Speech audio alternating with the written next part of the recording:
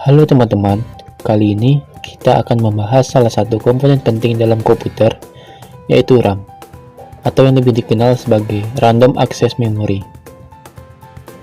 Apa itu RAM?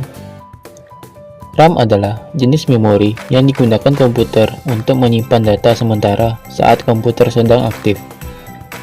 RAM bersifat volatil, artinya semua data yang disimpan di dalamnya akan hilang ketika komputer dimatikan.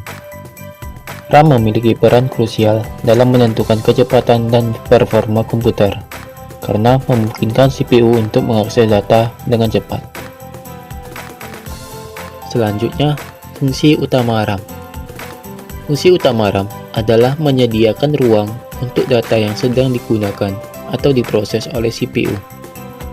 Ketika kita menjalankan aplikasi atau membuka file, data dari aplikasi atau file tersebut akan dimuat ke RAM terlebih dahulu agar CPU dapat mengaksesnya dengan cepat.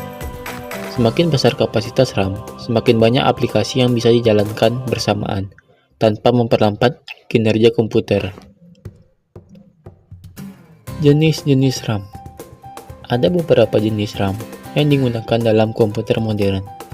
Yang pertama, DRAM atau Dynamic RAM.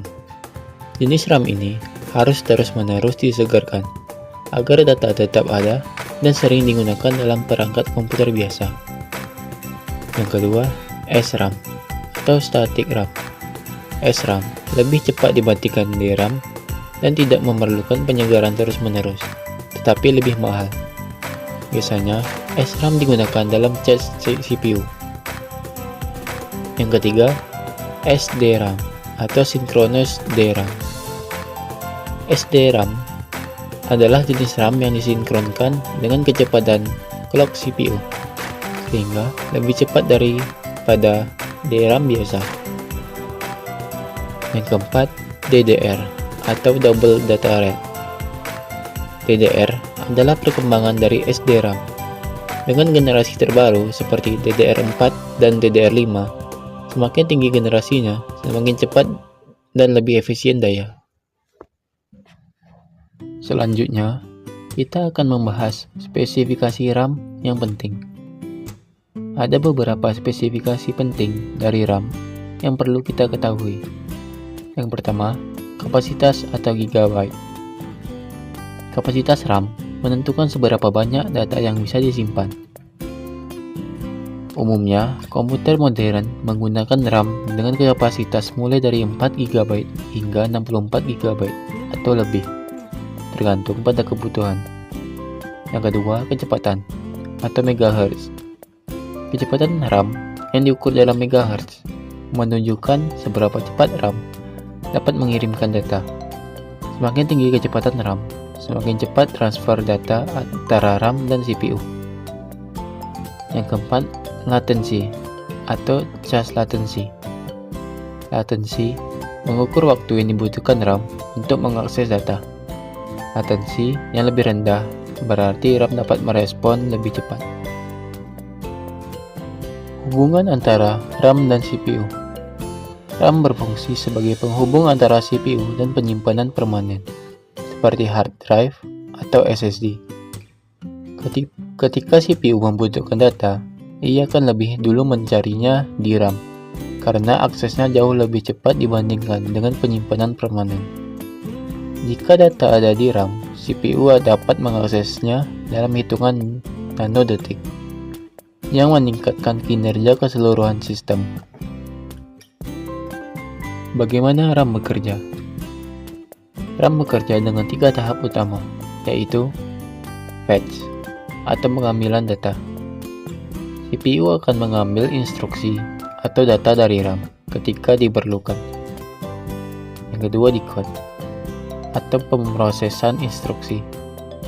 CPU memproses instruksi tersebut sesuai dengan kebutuhan aplikasi atau sistem. Yang ketiga, execute atau eksekusi. CPU mengeksekusi instruksi yang telah diproses, dan hasilnya bisa ditampilkan di layar atau disimpan kembali. Proses ini terjadi dalam kecepatan tinggi, yang membantu komputer menjalankan berbagai aplikasi secara bersamaan dengan lancar. Selanjutnya, Perkembangan teknologi RAM. Perkembangan teknologi RAM telah membawa peningkatan dalam kapasitas, kecepatan, dan efisiensi energi.